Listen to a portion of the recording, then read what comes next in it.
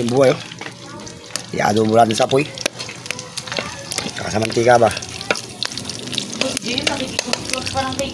Sarap, adobo.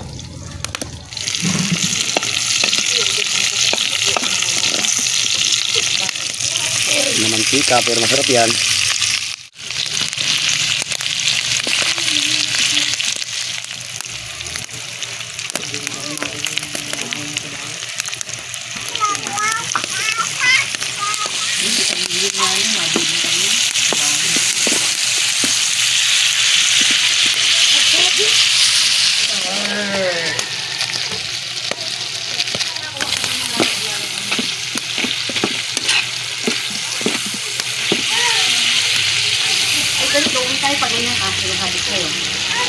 Ano yung simpleng buhay? Okay na. Sarap ng sasya ng bulaklak. Adobo ba?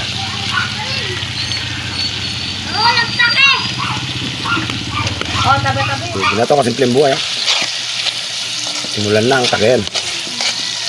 Malami-lami. Kaya sukal yan konti.